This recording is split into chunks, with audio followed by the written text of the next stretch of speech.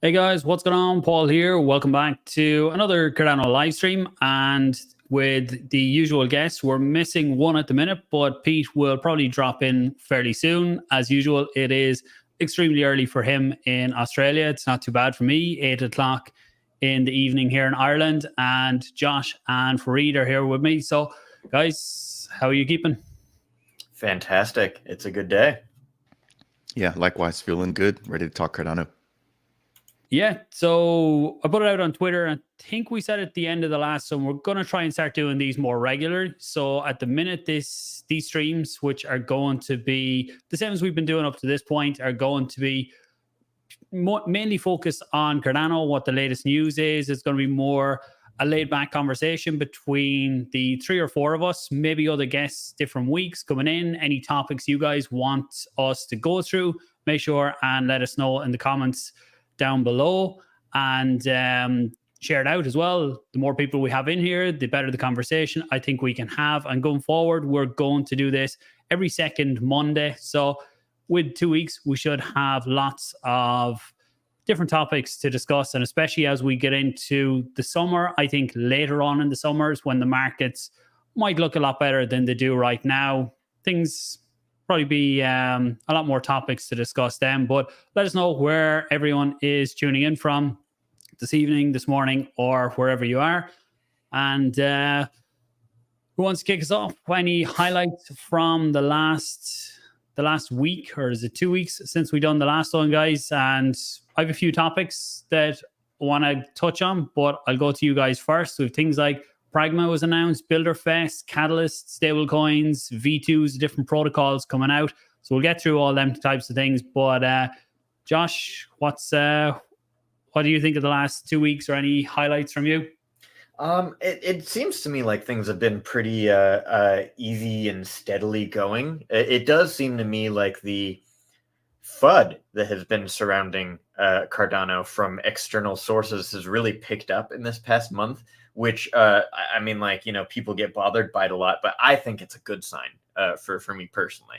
I really appreciate the perspective that a lot of founders take, that, you know, if you're not being criticized, if you're not receiving criticism from the public, it means that you're doing something wrong. It means you're not doing anything that's notable. It means that you're you know, just like not worth talking about. But if people find Cardano worth talking about, even if it is like a unnecessarily critical perspective, then that's in my mind, I think that's a good sign for where we're headed. So that seems like that's what it's been like in this past few months. Sounds like a card out of the Trump handbook, man. That man loves any sort of publicity, right? Yeah, doesn't matter whether it's negative or positive.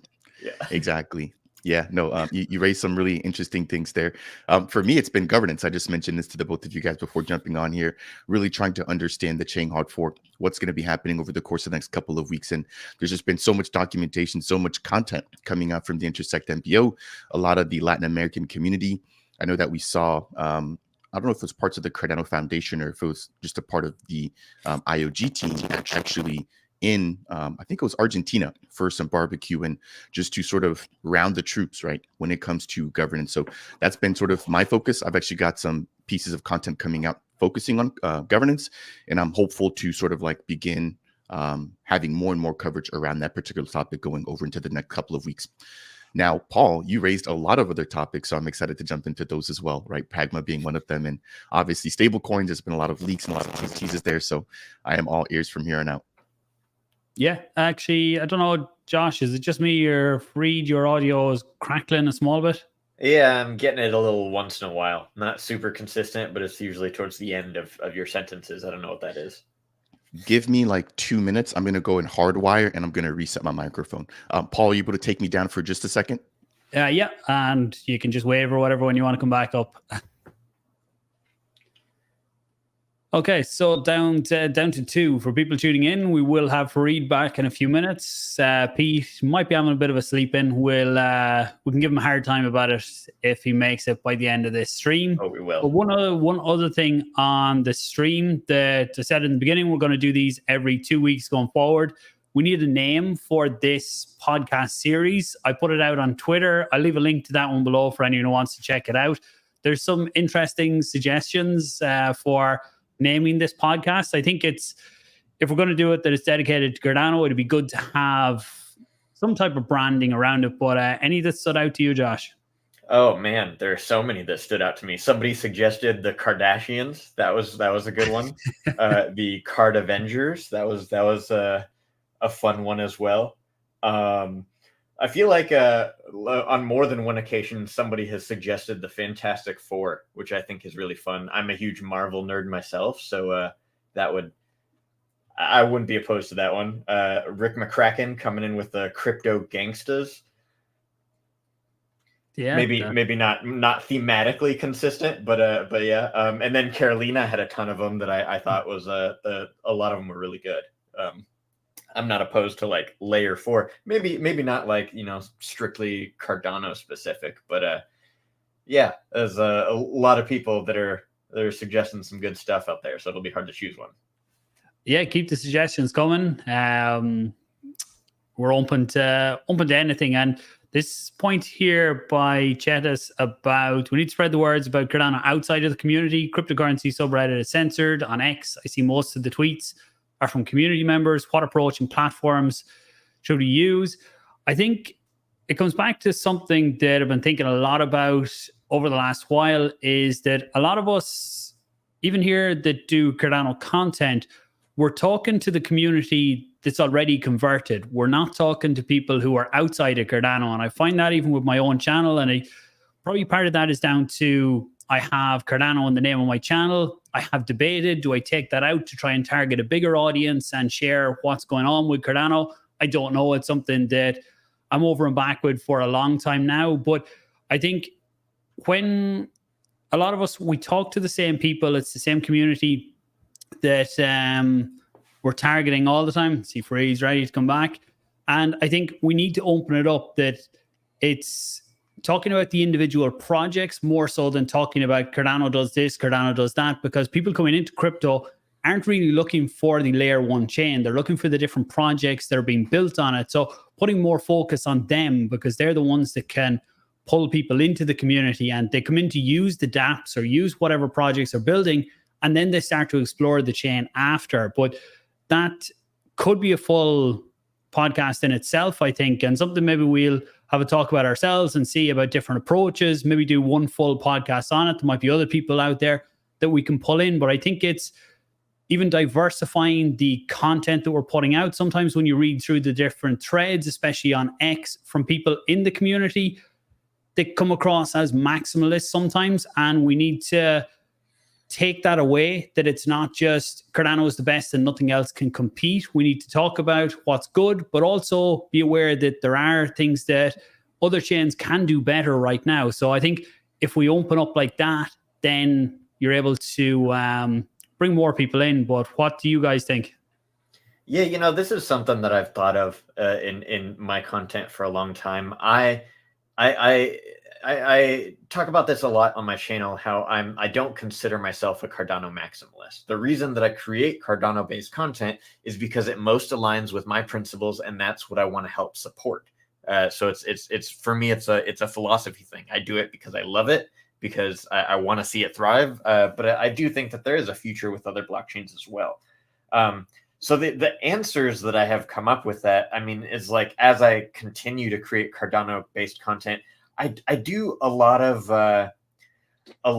like this versus that kind of videos. I do it specifically. I do it a lot with like my Cornucopias videos, because I think Web3 gaming communities are a lot less maximalist than general mainstream cryptocurrency communities are. So I'll do like Cornucopias versus Star Atlas, one of the bigger Web3 games that's building the Solana ecosystem. Or I've done Cornucopias versus Shrapnel, which is all the hype in like the Avalanche ecosystem. It's things like that that I try to, you know, expand exposure, but it is like kind of little minimal efforts. It's only going to bring a few people in at a time. So I'm not really sure what the answer is. I guess on a technical level, I think the cross-chain projects are the ones that are the answer to that, because they're going to go out there and they're going to reach new audiences. Projects like Book.io, projects like Cornucopias, projects like who else is cross-chain? There's quite a few out there that are like, you know, establishing audiences in different communities that are gonna, you know, bring more interest into Cardano. That like cross-chain collaboration. That's really what does the trick. That's what, you know, creates that seamless interoperability. So yeah, that would be my answer, my suggestion. Yeah, Farid, I don't know, you might have missed part of that when we were starting. It was just about how do we target other people. What I was saying is that I find a lot of us, we're talking to people who are already converted. So people who already follow Cardano, they like the vision, like to see where things are going and the projects within it. But how do we break that out to even other people across social media to bring in other people that want to see what's going on and educate them? Yeah, I think Josh sort of hit the nail on the head there, and I want to kind of back him up there. I think first and foremost, though, from a content creator's perspective, we have to generalize the content. I realize here that we have a lot of tools and a lot of mechanisms that other ecosystems don't have. And feel free to stop me, guys, if you guys are still hearing the echoing or the static. I'll try to take another shot. Yep, okay, cool deal. So yeah, I would just say we have to generalize our content. I think as a content creator, when I first started making Cardano content, I used to be like mindful because my understanding of the ecosystem was sort of blank, right? So I couldn't necessarily explain a project and like skip over things that somebody who had never heard of the project before would have like been wondering about. But after creating hundreds of videos, I realized that like I don't explain a lot of like the initial stuff surrounding a project. So from somebody who's looking from the outside in, they probably want to just understand what a project is doing on a layman's term, as opposed to like diving, you know, all the way in, which is what a lot of the content that I do is around, right? So I would say maybe just stepping back from a content creator's perspective and providing more general sort of news around the projects. And I know Rick, I saw his name popped up in the chat not too long ago, but he's done a really good job of like putting these, you know, 30-second explainers touching on different projects, right? So one of them, he was literally sitting down at his TV and he had like a browser with like 30 tabs open. And he was like, this is LQ, this is what they do. This is Indigo, this is what they do. This is Cornucopias, this is what they do. You know, that's the sort of content that somebody who's looking from the outside will look at and be like, oh, cool. You know, but if I'm putting out a 30-minute video diving, you know, into the depths of what Cornucopias is or into the depths of what Indigo V2 are, somebody who doesn't even understand what Indigo is from a general perspective, you know, has no interest in that type of content. So that's like my first suggestion. My second would just be to take and to really embrace the multi-chain approach, right? So that's what Josh kind of highlighted. But I think even with events, we've seen, for example, NFTLV and Rare Evo, they went from Cardano only to inviting VeChain, to inviting other blockchains to these events, to just becoming more blockchain agnostic. So I think that's sort of like the way that we bring in new people is by saying, hey, we're not a cult, we're not siloed, we're welcoming other people. Now, to that end, we have to be careful because a lot of people in this community have this really weird mindset that projects like, oh, Cardano something, you know, if they started here in Cardano, they don't have the right to leave. I saw a comment in the chat earlier about Melt specifically. You know, they were one of the first projects to like say, hey, we're going to go and build and do our own thing while still having a foot here in Cardano. Yes, there's been so much FUD around that. But since then, what have we seen? More and more projects taking a multi-chain approach. World Mobile, Book.io, Genius Seal, most recently Cornucopias. And there's still that mentality that like these projects owe Cardano something. I think it has to be the other way around. We have to understand that these projects are going to be the ones that actually build the bridges and bring people back in until we have official bridges, until we have official frameworks, for example, like the partner chain model, right? So that's where I want to say where I really agree with Josh there is that we have to support the multi-chain processes. And we have to understand that it's not just Cardano or nothing. You know, that's exactly how we ended up in the situation that we're in, is with people having the mindset that like we have to only, you know, use what's here. So that's my sort of piece there. And then last but not least, I would just say adoption through real world problems and through projects that have a real world impact. Again, touching on book.io, you know, you don't have to understand that they're using blockchain technology, but if you understand what they're giving you and the value proposition in terms of being able to actually own the books that you have, being able to resell them, you know, those are really good ways to present a problem and have a blockchain based solution, right? That's backed by Cardano that will then eventually come to the forefront. Similarly, World Mobile, the need for interconnectivity. These are things that people feel.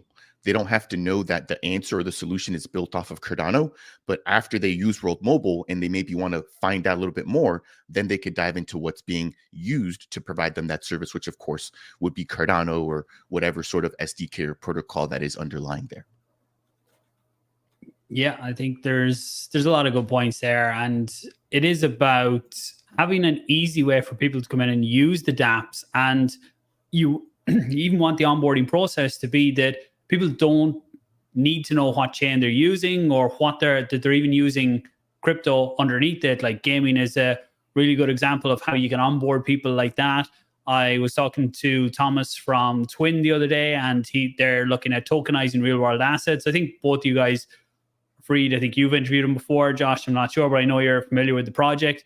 And what he was talking about was how you can actually generate yield on the real world assets. And that really clicked with me in that I used to just look at real world tokenization of real world assets. Yeah, that's fine. But what else can you do? So when he started talking about that and how they have deals in place to be able to allow people to earn yield on it, then I think things like that are great gateways in for Cardano as well, because people come in, they start using it, they mightn't realize it's Cardano first, but then that is primarily on Cardano. They are going to be chain agnostic eventually, I think, but that's going to bring more and more people in. So it's about highlighting the projects that are there and not just being, these are all, look, we're all big fans of Cardano and what it has, decentralization, security, and lots of other things. Scaling is going to come in time. So we need to talk a little bit less about them and more about what's actually building here. And cross-chain is okay. I think it's not a thing of you either leave or you don't leave. I think it's a scale. You can go cross-chain and still have part of your project on Cardano, part of your project on different things. Cornucopias is an example of that. They have a lot of their NFTs on Cardano. They're also going to be having them on Base. I would presume they will probably move to other chains eventually as well, other layer 2s or other whatever is out there, because it attracts more and more people in. You look at the amount of people that have started to use Base. They come in, they buy some of the Cornucopias NFTs, they get interested in the game over there, and then they realize, well, actually, I want to get these vehicles or this land or whatever it is, and they have to come into Cardano to get access to that. And that's how you can pull more people in. And maybe we'll do a dedicated podcast on this type of thing.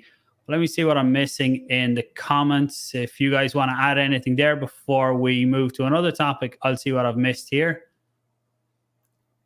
It's funny. I think education is a big portion of it too. Like it's wild to me how, like, I watch. I don't know if you guys saw the video with Crypto Crow and Dan that came out earlier this week. But it is wild to me to learn that, like, Crypto Crow hadn't heard of AXO before. Yeah, like AXO. It's AXO, they've been around forever, and sure, they had that rebrand and stuff, but, like, it's been one of the most anticipated, most talked about projects in the ecosystem, and is one of those projects that, like, it's hard to have a problem with, because they're so talented and they're so stacked on their team and everything that they build. So I realized that, like, the videos that the three of us create, and then, Paul and a handful of other creators in the space, they know so much more about stuff that's happening in the Cardano ecosystem than the largest of the content creators, like the people talking right here know so much more about bigger voices in the space, Crypto Crow, Altcoin Daily, Coin Bureau, like we could sit down and educate them on what's happening in the Cardano ecosystem. And that's not a knock on them. It's hard to pay attention to everything that's happening just in Cardano. And I'm sure those guys know way more about stuff that's happening outside of Cardano than we do. But education is a big piece of it. The Cardano is kind of siloed right now. And we've been very isolated for a while. And I hope to see that change in this next bull market, and I expect that it will, because a lot of the people that are here now are very transactional people. They're very maximalist people, and that's just the nature of where we're at in the space right now. But as more people roll in that like haven't been indoctrinated, there's more openness to different ideas, different ecosystems, different stuff that's happening. And a lot of the times they won't even notice because a lot of these projects are cross-chain anyways. So yeah, I think this comment here is good too, and that crypto has to grow in one big community instead of fans of distinct projects yelling at each other. And the other crypto project isn't the enemy here. You will like certain projects for different reasons, and different ones you won't like for certain reasons, but the other crypto projects aren't the enemy, really. Yes, you will have reasons why you don't like a project, why you don't think people should use it, but you don't need to frame it in an attack against that project. And that's the way a lot of things come across in crypto, is that you should use my preferred chain because it's better than yours at this, it's better than that. And if you approach a topic like that with someone and straight away you're putting down something they like and saying how yours is better, it immediately puts them on the defensive. Where if you can turn that conversation and just start talking about, I really like about whatever it is about the other project, and have you seen this, the way that Cardano does this, or different way. There's different ways to frame conversations that it isn't an attack, it's a discussion, kind of like what we want to do here. And I like it when we don't agree. Unfortunately, we do agree on lots of different things, but when we don't agree, I think sometimes it leads to a better conversation too. Well, let's see. I did miss some other stuff. This one here is going to lead us into Cardano and Builderfest. I think I haven't heard that much from it.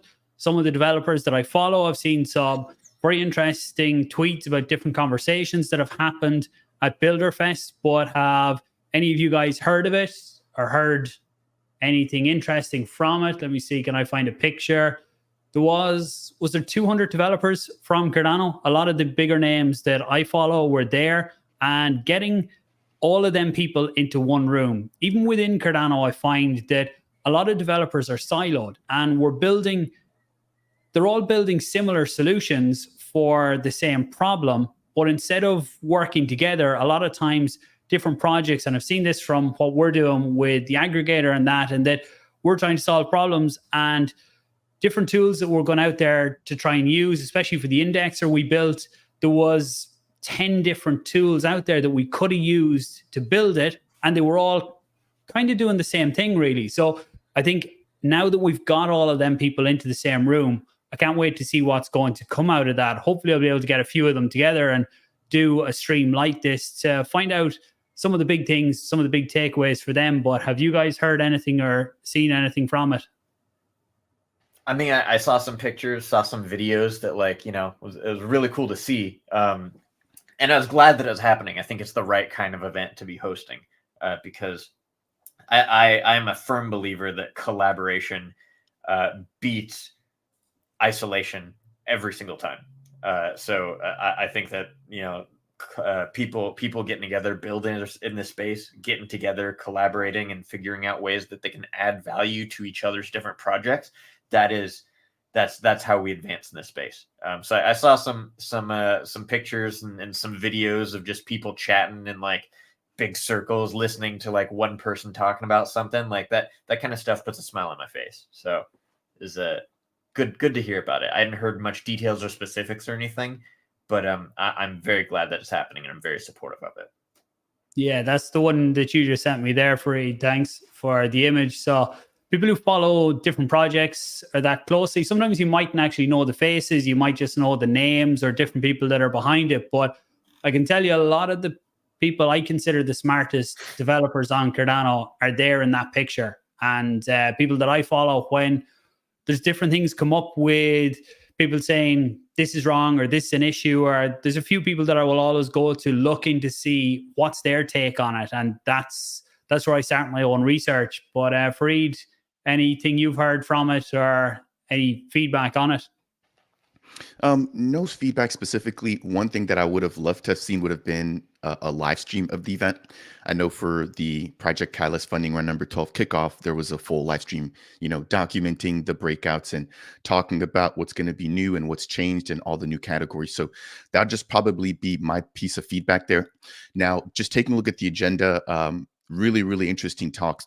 One of them stood out to me specifically, and this was with a framework being built out to connect to the Cosmos ecosystem. And so there's been a little bit of chat about the Cardano Foundation and one of their repositories, right, being able to add support or adding communication services between the Cardano network and the Cosmos ecosystem. And so we just, I know, got done talking about interoperability. And so to also see that, right, is really awesome and very reassuring. So I'm going to be reaching out to the gentleman that actually presented that talk to see if I can get him on the channel to get a better understanding of, what they're building, how they plan on seeing this going forward.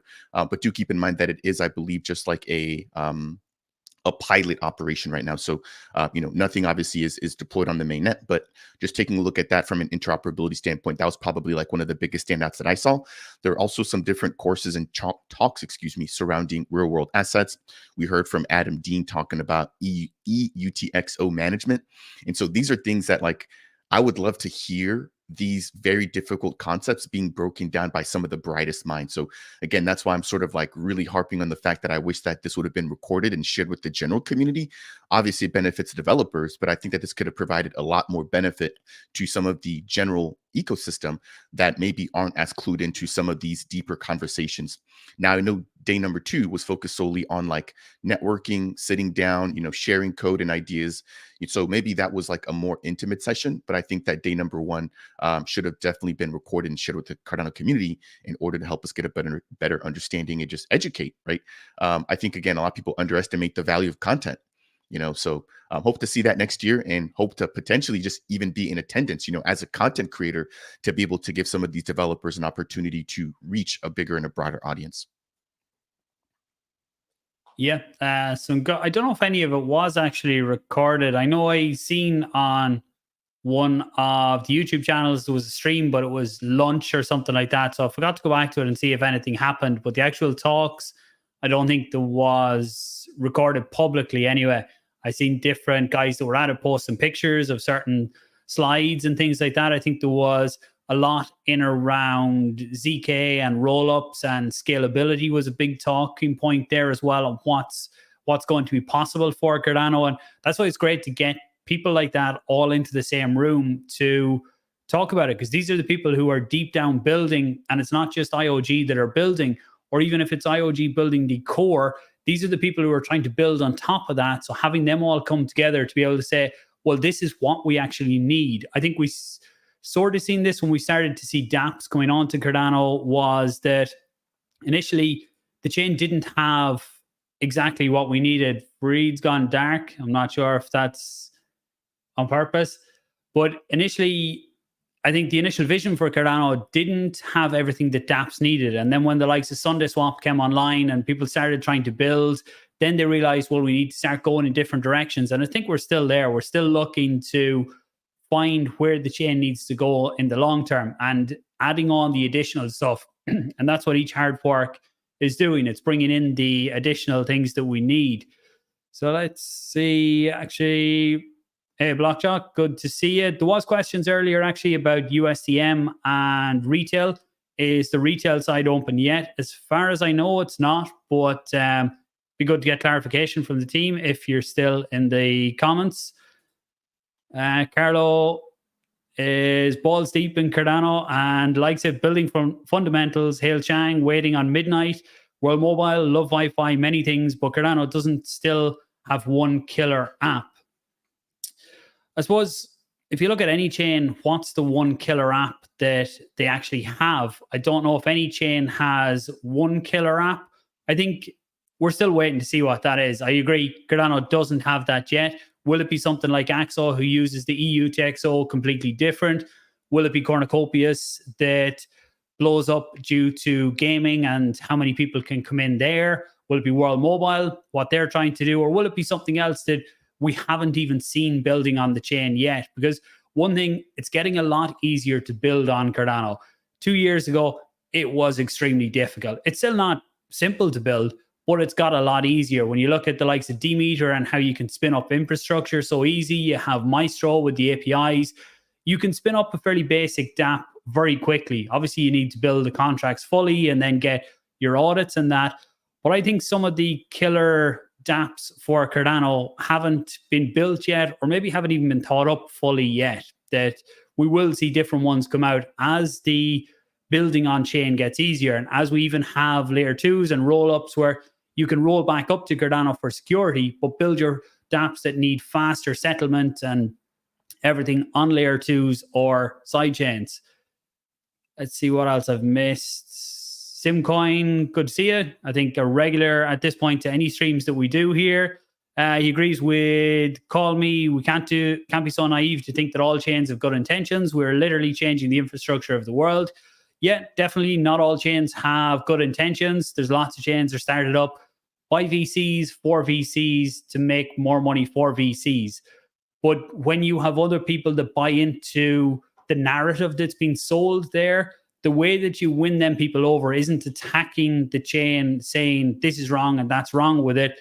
It's trying to find some common ground and building on that to try and highlight what's good about where you are and give them a bit of exposure to it rather than attacking. Just try and build up kind of friendships or that there. And that's how you can try and bring people in rather than being adversarial. But guys, stop me. I'm talking a lot here. Jump in with anything that you want. I'm just flicking through the comments here. I think you're muted, Josh. Yep, good call. I'm okay not expanding into certain blockchains, just based on like, you know, differences in principle. But yeah, like exactly like you said, Paul. Like it's about like establishing common ground. Like, what is the point of this industry? What do we want to solve in that? Like, what issues do we want to get figured out, and how can we make that happen together? That's really, you know, the nature of the issues in my mind. It's about figuring out how we can work together and what ways we can make that happen. And yeah, I'm 100% on board with that one. Nice. I see Blockjock said there that they're still working on retail. I'm sure as soon as that's out, it'll be on their socials, and we'll probably all have content out about that too. And just on stablecoins, sorry, Josh, go ahead. Oh no, I was agreeing with you. On stablecoins, we sort of a leak, or maybe not, because we didn't get much information, but USDA mightn't be as dead as we thought. There was a Twitter space. I can't remember, was it a Yoroi Twitter space or an Emergo one? And then, pulling a blank on the guy's name. Sandeep? Was it Sandeep? Don't think it was Sandeep. I'll think of it after.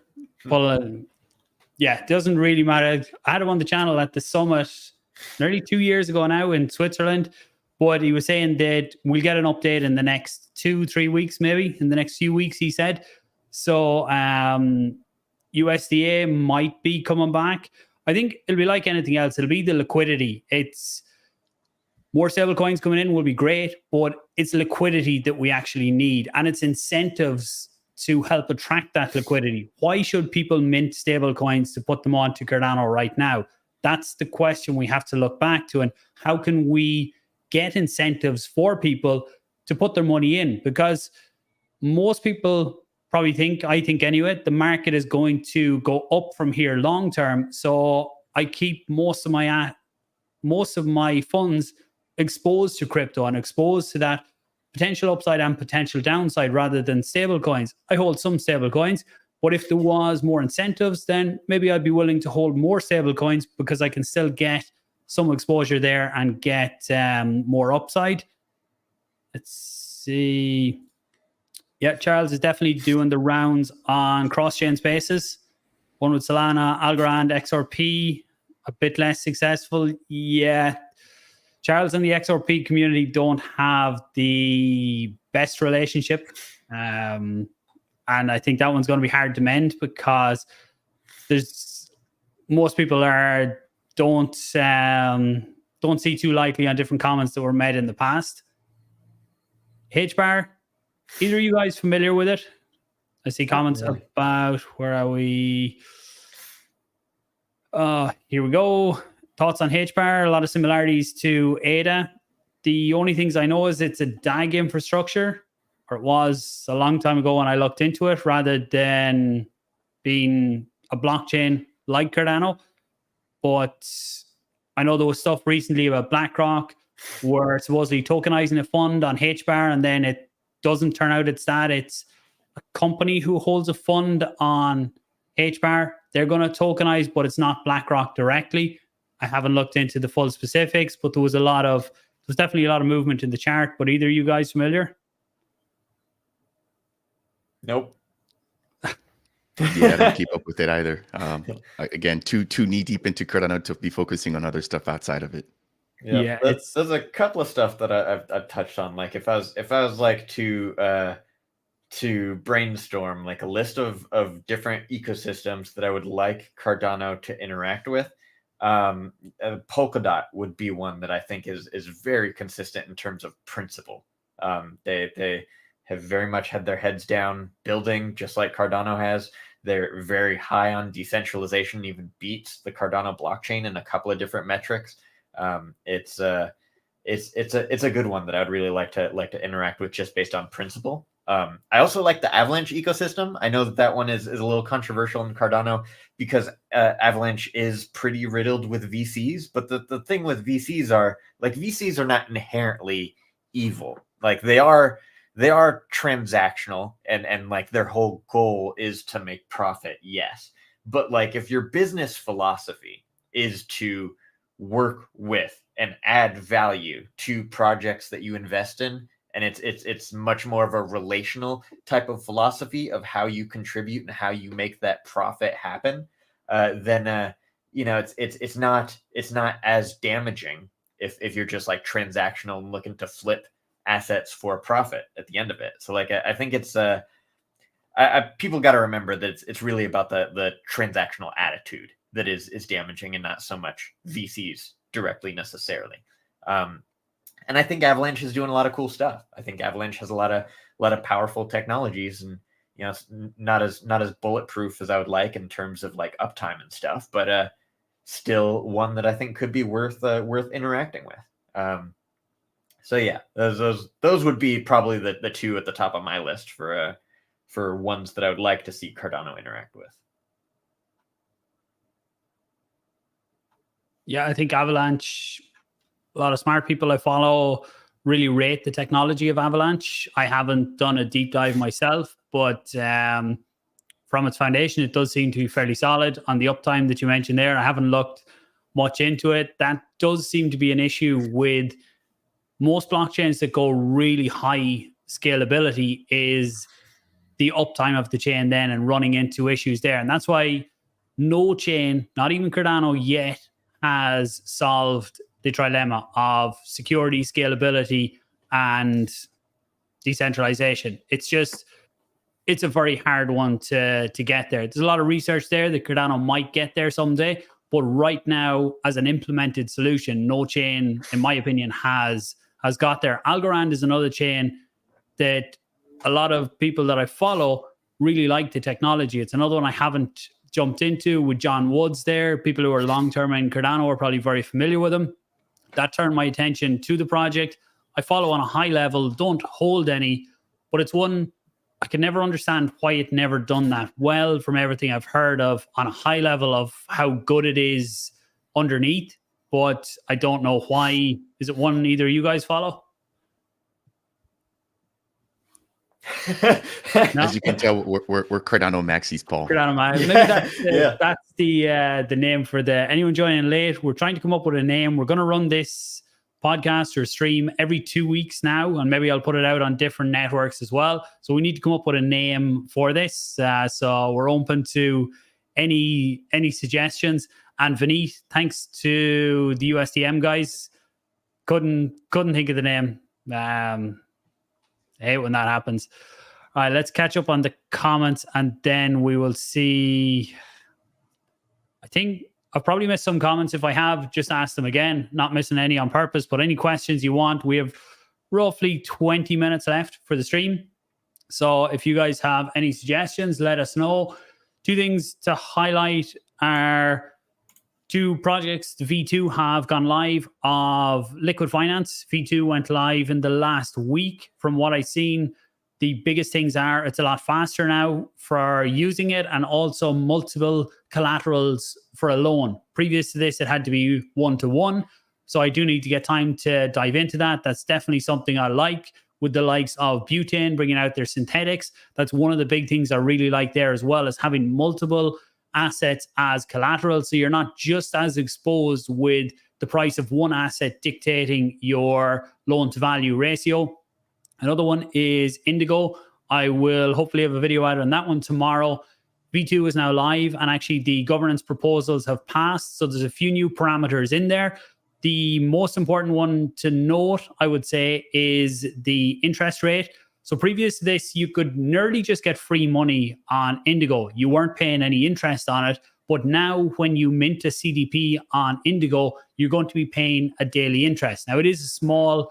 It's 0.005% or something. I think it comes to around 20% for IUSD over the year. But just be aware of that, and any CDPs that are already there will be accruing that interest now going forward. So when you go to actually redeem the CDP, then that's when you would have to pay the interest. Also, there's a new mechanism coming in to help with the repeg, where you can have your CDP, and once it goes below a certain percentage, then other people can come in and actually start to redeem it. So they can pay back some of the CDP and get back some of the collateral from it. So you just need to watch on that one. I'll dive deeper into that tomorrow. So far, that hasn't been enabled, but it is there now. And I would expect some of the upcoming governance proposals to be on that. Catalyst Fund 12 is now open. I'm going to hand it over to one of you guys to give that. I know Farid done a video. I'm not sure on yourself yet, Josh, but Fund 12 proposals for Catalyst opened up today. But any insights into that one?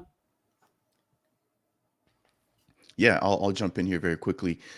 As you mentioned, yeah, I did release a video breaking that down, and that was really interesting. So again, $50 million going out for the Cardano community. Interesting piece with the new category, which introduces 8 million ADA for tier 1 partnerships. So that was probably like the biggest highlight from Project Catalyst, at least the kickoff taking place in Barcelona. And then also just listening into the community, or not the community, but Daniel and the rest of the Catalyst team, breaking down some of the additional changes, right? So increasing the amount of proposals that one particular person can be associated with. Also making some updates to reorganize the amount of liquidity going to different categories. So I really love, number one, the fact that like they're taking the metrics from prior rounds and then changing that and to improve that, right? For example, if they see that, a lot of proposals in one particular category or only requesting, X amount of funds, potentially lowering that amount to make sure that more projects can be funded. So I do want to give the team some kudos, but then maybe just pivoting back and focusing on that new category, right? The real world integrations piece. I'm excited to see who puts out proposals for that. It's so big that it's kind of got its own timeline for Project Catalyst. And I'm interested to see who has a business big enough to actually come out and request for funding. So that's going to be, I think, probably the biggest piece for me. Really interested to see also how the Cardano Foundation plays into this. I know that there was a little bit of backlash. Frederick Agard came out and said, hey, the foundation is going to be putting in Catalyst proposals, one potentially touching on an integration for an Oracle, one potentially touching on integration of a stablecoin. And that sort of started a conversation stating, hey, the Cardano Foundation got their own allocation of ADA, when the Cardano blockchain was basically started. Why do they need to come over and take more funds or use the funds from Project Catalyst? And that's a very, very fair point. IOG, I know, has their own sort of like stack of ADA. Emergo has their own stack, and of course the Cardano Foundation. So I completely understand that. But if we're operating in a decentralized environment, anybody should be able to go in and put in a proposal, right? So it'll be interesting to see how that plays out if they actually get voted. I know that people weren't necessarily paying attention during the last round, but IOG, I think, had put out a proposal to actually like rework the interface for Project Catalyst and to bring out like a one-stop shop app to allow for the actual drafting of the proposals, the submission of the proposals, and the voting of the proposals. And that actually got voted through, right? So these entities have been putting in proposals, whether people are paying attention or not. So this is no different this time around, but it'll be interesting to see how that works. Last thing I'll say here about Catalyst is I saw a comment earlier from Free Stables, which I think is Blockjock.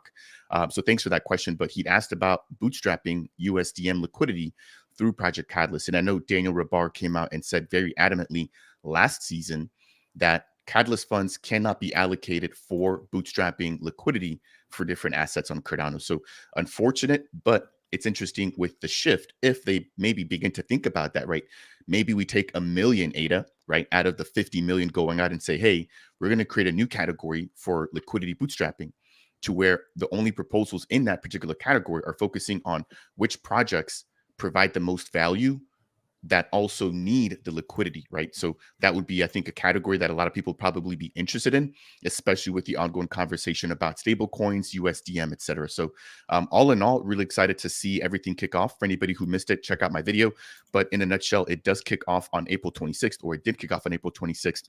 We're expecting the proposal submissions to open up on the 29th. So actually today. On May 2nd, the community review stage will start. On May 13th, the deadline for the submissions will take effect. And then we have the deadline for finalized proposals taking place on May 16th. And then on May 23rd, we have the start of the community review. Last but not least, if you guys are not already invested in actually reviewing, I know Josh has done a lot of content breaking down, how to actually participate and how to review the proposals, and you can actually get paid in ADA for that. So Josh, I'd love to hear about your experience and how much ADA you made, right? Being a proposal reviewer, which I think is something that a lot of people don't think about. You don't have to be a content creator. You can just be anybody and you can get paid to review proposals. So over to you, Josh. I haven't participated since I don't remember if I did anything in Fund 10 or Fund 9 was the last one that I did anything in. But they changed the reward structure recently, and it got to the point where it wasn't worth my time anymore to invest in being able to sit down and actually burn through those reviews like that. Catalyst, I think, has been going through kind of a very like Cardano-like fashion issue. Which is that like a lot of the same proposals go through Cardano Catalyst and get approved. And it's gotten to the point, I think, where a lot of the projects that typically just normally get funded on a regular basis, it seems like there's a little bit of a reliance on Catalyst funding. And the funding is not using anything to expand, to create new things in Catalyst. So I think that's one of the issues that we'll have to work through. Nonetheless, like it is still funding things on Cardano that's still like going to creating quality projects. And I agree with you. I think that the categories for this round are very interesting, specifically in that realm of like real world integrations. What kind of stuff is going to be popped up out for that? Because like I can already think of a couple of projects in the ecosystem that could make something pretty big happen for Cardano in that realm through that type of category. So it'll be interesting. It'll definitely be one that I'm watching. I need to take a second look at the reward structure to see if anything has changed in that realm, to see if it might actually be worth my time or anybody's time. And if I do find that it is, then I'll do another video on it to inform people about how to get involved. But it's Crypto Crow has complained quite a bit about trying to get engaged with Catalyst and like some of the problems, and it seems like he recognized a lot of the problems pretty quick. So that makes me feel like there are pretty obvious ones out there that ought to be addressed. But I still observe Catalyst as a very evolving process, as a very experimental thing that isn't super well established. I'm excited about it and I support it, and I love to participate in it as much as I can, because it's really interesting, really fascinating, and it's sort of the ground roots of governance and what governance on Cardano is based off of. So it's a powerful thing, but it's still a work in progress. I'm excited to see what happens in this round. And if I could just quickly add, you highlighted Crypto Crow and like him pointing out some of the pain points in Catalyst, which, yeah, it's an evolving process. You take a look at, fund 1, 2, 3, compare that to now. I'm sure that there's new problems that have evolved. But one thing that I really appreciated during the kickoff event, during that live stream, they had, I think, 2 changes that made it harder for projects that had funding in times past that haven't delivered yet from getting funding in the future rounds, right? So I think that was like a really big issue in times past where like projects were consistently asking for stuff and they kept getting funded without necessarily having completed what was already on their plate from times past. So with this new system, or with these new changes taking effect for funding round number 12, I think we're going to see a lot of projects having to either not put in a proposal because they have something already on their plate from funding round number 9 or before, or they're going to have to really grind, get that done in order to be eligible to gain funding and funding round number 12. So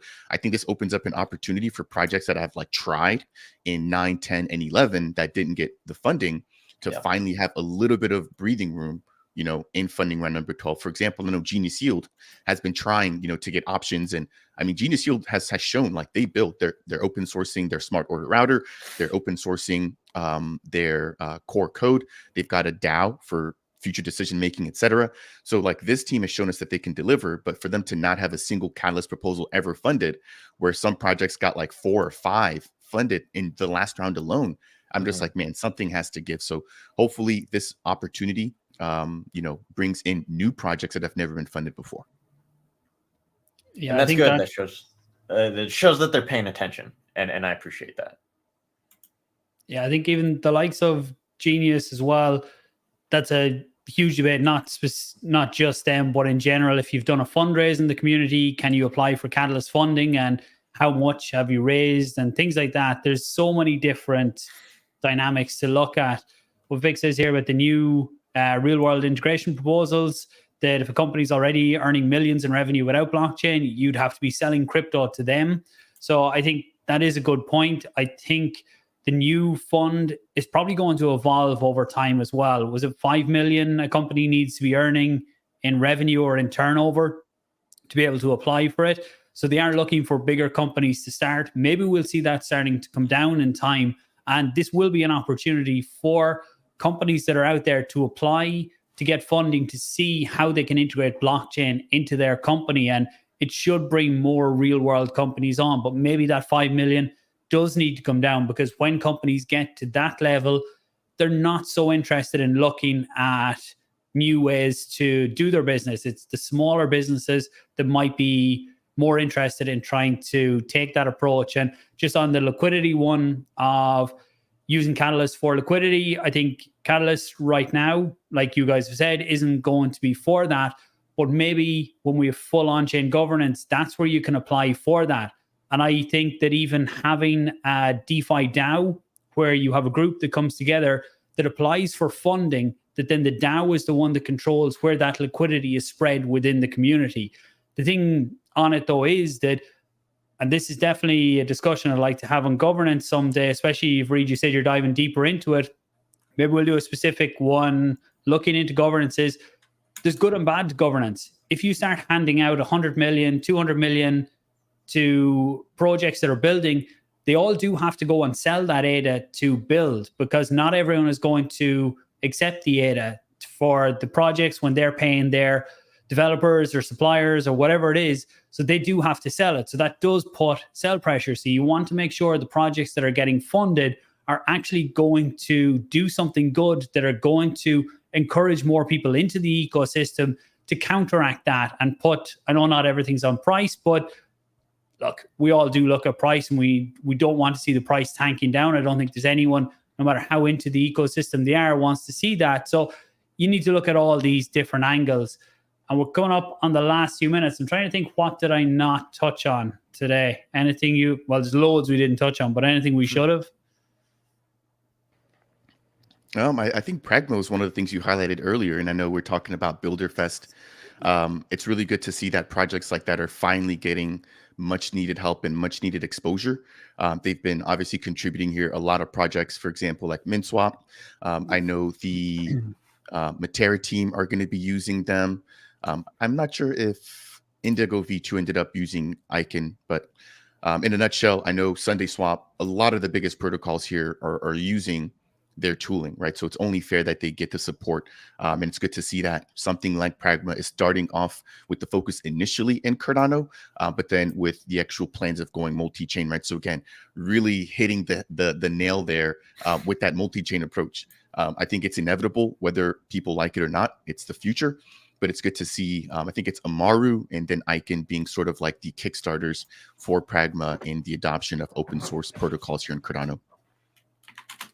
Yeah, and I suppose for anyone just that mightn't have heard of it, this is it's another members-based organization like Intersect, but concentrating on open source. And the members, some people are saying it's the Cardano Foundation's member-based organization, but from everything I've read, each of the members has an equal say. So you have Blink Labs, DC Spark. Lots of people will be familiar with Sebastian. He's been on the channel here a few times, and he's been around Cardano nearly since the start. I think he was originally with Emergo and then moved on to DC Spark and doing a lot of other things, cross-chain, Sunday Swap, and TX Pipe. So was there 1, 2, 3, 4? Oh yeah, and CF is the fifth. So each of them has one vote. So with 5 of them, then they drive the direction of it themselves. It will open up to new members in the future, but for now, it's not. We'll go into it another day. People are asking about the Intersect versus this. I think Intersect, from what I've seen, is more wide scope. It's basically anything that's happening on Cardano, where Pragma is going to be looking more at builders and open source for Cardano. But Josh, any insights on it? No, I haven't taken any time to look at this, and I'm not even really sure what any of the details about it. So yeah, I'm behind on this one, but it sounds cool, and I like all of the projects involved with it. So nice. If you guys have another 5 minutes, I'm going to let you give updates on any projects you're specifically following that we didn't cover here, or that sometimes don't get the airtime. I know, Josh, with your ties to Cornucopias now, you definitely have updates there. But as well as that, any other projects? And that actually reminds me, someone put a comment, it's gone now, that Cornucopias has left Cardano for Ethereum. So you can comment on that too. Yeah. No, it seems to me like the people saying that are not people that are involved with the Cornucopias community in any way, because this has been a very frequently said statement on like Copy Cafe and within the community, that like cross-chain is the future of this project. Cross-chain is the past of this project. Like the Copy token was launched on the Binance Smart Chain first. It's been on Cardano for a while. It's been on Ethereum for months now. I think like 5 to 6 months now. So yeah, the point is not to leave Cardano. The point is to expand cross-chain, as has always been the plan. So that's what they're doing. That's what they're working on, and they're continuing to move forward as normal as they have been. They're looking to launch a vehicle NFT on the base ecosystem sometime in the next few months, if I had to guess. I haven't actually gotten any information on that one yet. So, but it's coming soon, and they've been talking about it for a while now. They just got done with the first version of their avatar creator, which is one of the most advanced things I think we've seen in Web3, and it beats out a lot of traditional gaming too, just in the first version of it. There's where we should be posting about it today, but we're going to be doing a celebrity character creator contest, because that's how powerful the avatar creator is. You can create likenesses of celebrities, and there is that capacity. There's been quite a few pretty good ones that have been put out there. Some of our internal team members have done a couple of really solid versions of like Taylor Swift, and somebody did a good one for Denzel Washington, I think. So yeah, like it's a cool thing that's happening. It's really powerful, and it's something that we think will appeal to a lot of mainstream traditional gamers. So yeah. Cornucopias is just moving forward as planned, as scheduled, and we're getting out there and trying to make those relationships and connect with other gaming projects. And we're going to consensus at the end of next month, and I'll be there, so I'm excited about that one too. As far as other projects in the Cardano ecosystem that I've been paying attention to, I've got videos coming out this week on Nuvola, which I know both you guys and Pete did a video on last week or a couple of weeks ago, and Twin, a video I've got coming out for them happening this week too. Those are some big ones that I'm paying attention to that I think are going to do really well in this next 12 months. And then Jira Wallet, like they've kicked up their social media game recently, and they've been posting some really cool contests, some really cool community events, and sort of some cryptic stuff that they're putting out there, which is really helpful. I think they brought on a full-time marketing person recently, which is probably why their activity is kicking up, and I'm excited about that one because they've got a lot of potential for stuff that they've been looking to put out, and I think it's the right time to start doing it. So that's what I've been paying attention to. Nice. Look forward to them two videos. Nuvola and Twin, both ones that I've talked to recently.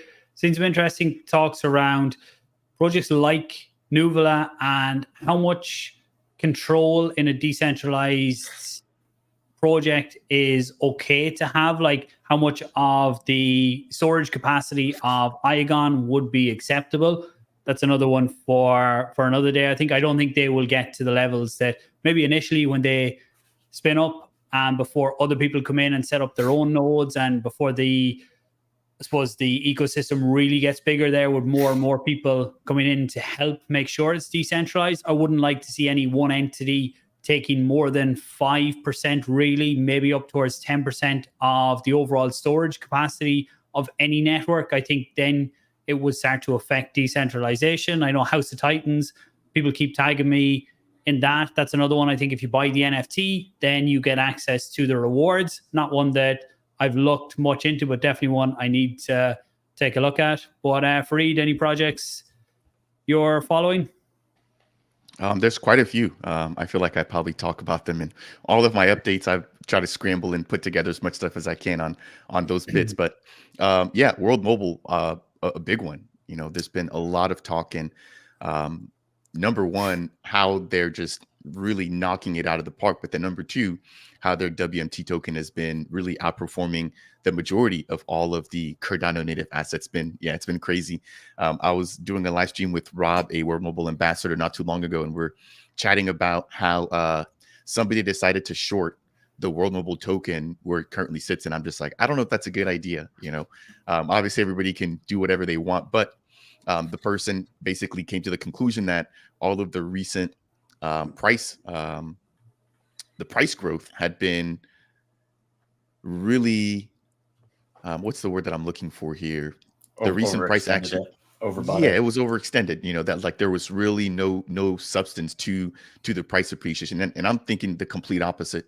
If you guys have been keeping up with the World Mobile Earth Node NFTs, they went from a 60,000 ADA floor all the way to 139,000 ADA in a matter of a couple of days. There's only, I think, 4 NFTs out of 1,000 that are currently listed. So good luck getting your hands on that if you didn't already get in. But it really goes to show, number one, how bullish the community is, but then number two, how valuable this NFT is. And this is without the actual platform even being live on the mainnet. So when it comes live and people are earning rewards from those NFTs, there's not going to be any more of an entry, I think, for those particular NFTs, unless you're coming in and buying it at a big premium, right? Which at that point you have to recoup your initial costs, and that's not going to happen overnight. So that's just been one project. I know that they've recently sold out their 20 air nodes. They are waiting and getting ready for the second batch. I spoke with the team not too long ago. They're going to be introducing badges for their scan to earn feature. So quite a bit coming in from this team. And then Mickey Watkins is jumping into the conference event taking place in Europe. I believe it's like the second largest event there, where he's got like a speaking gig. He'll be talking about World Mobile. So this team is really, I think, one of the biggest leaders in DePIN, hands down, in and outside of Cardano. So if you guys are not already watching World Mobile, I mean, do your own due diligence, but definitely one that I think is providing a lot of utility. And of course, I've had the opportunity to sit down with the actual team and to talk with them, right? So it's not just me just talking about the project, but really having interacted with them and seeing their approach to delivering. Another project, AGIX, I need to provide a specific or dedicated video update, but I know that there's been talks about that token merger between Fetch AI and I think it's Render, if I'm not mistaken, where, you know, they're going to basically merge all their liquidity together and come out with a brand new token. There's been talks about that token being available on Cardano.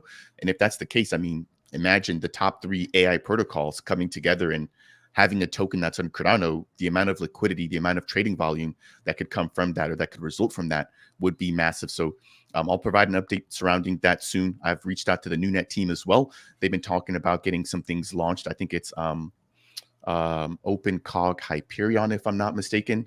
And so I know there's been, you know, requests for updates surrounding that particular project. So I'll be jumping into that. There's also a big piece that came out about SNEC. I'm not seeing any talk about the SNEC update, but Max Maher, if I'm pronouncing that correctly, is official SNEC ambassador.